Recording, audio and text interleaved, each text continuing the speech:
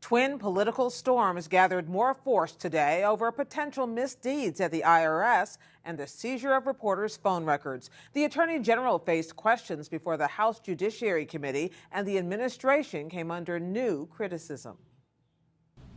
Now, my question isn't about who's going to resign.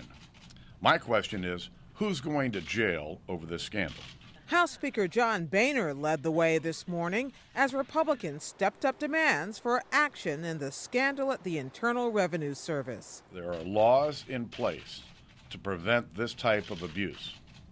Someone made a conscious decision to harass and to hold up these requests for tax-exempt status.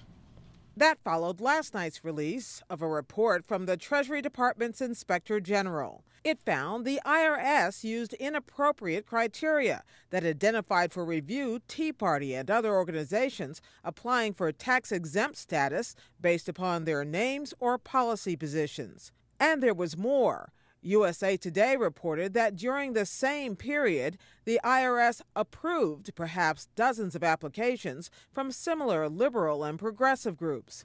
Mr. President. On the Senate floor, Republican Minority Leader Mitch McConnell pressed the White House to make sure the IRS cooperates fully with congressional investigations. These allegations are very serious.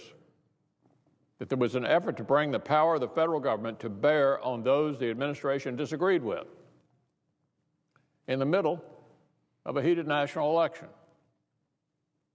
It actually could be criminal. And we're determined to get the answers. McConnell and the other 44 Republicans in the Senate signed a letter to President Obama demanding full compliance. White House Press Secretary Jay Carney said today the president is committed to getting to the bottom of what happened. He expects people to be held accountable if they engaged in inappropriate activity, inappropriate conduct. He expects the Treasury Department and the IRS to take all the necessary actions to ensure that this kind of thing cannot happen again. Please rise. I will begin. Attorney General Eric Holder has already begun a criminal investigation into the IRS matter, but some lawmakers see larger patterns at work. Republican Congressman Steve Chabot of Ohio. I believe there's been a pattern by this administration in not taking responsibility for failures, avoiding blame, pointing the fingers in somebody else's direction. Would you agree with that? No. I thought you might say that. I think a lot of people do, including myself, and I think a lot of members of this committee, and we might be divided, obviously, but these are very significant things which have occurred here, and I would strongly encourage this administration to get out front, get all the facts out, let the chips fall where they may. I would agree with that last part of your statement. It is one of the reasons why I ordered the investigation last Friday, and I can assure you and the American people that we will take a dispassionate view of this. This will not be about parties. This will not be about ideological persuasions. Anybody who has broken the law will be held accountable. Still, House Republicans have frequently accused Holder of stonewalling their investigations, even citing him for contempt.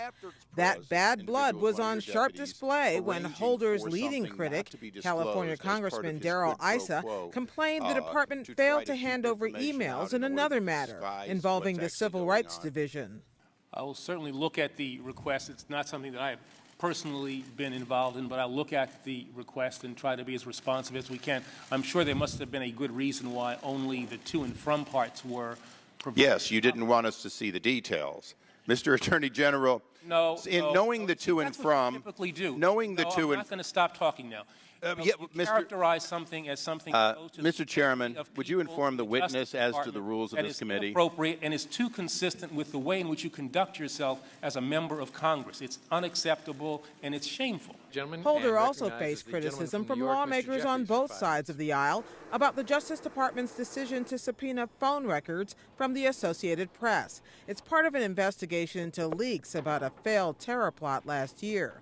The Attorney General says he recused himself from the probe early on because he was one of the officials who had access to the information that was leaked. Instead, he named his deputy, James Cole, to handle the matter, and Cole, in turn, made the decision to seek the phone records. California Democrat Zoe Lofgren pressed him on that decision. Well, this is both an ongoing matter and an ongoing matter about which I know nothing. So I'm not in a position really to answer that question. But here's what I do think. I do think that at the conclusion of this matter, and when I can be back involved in it, that given the attention that it has generated, that some kind of after-action analysis would be appropriate.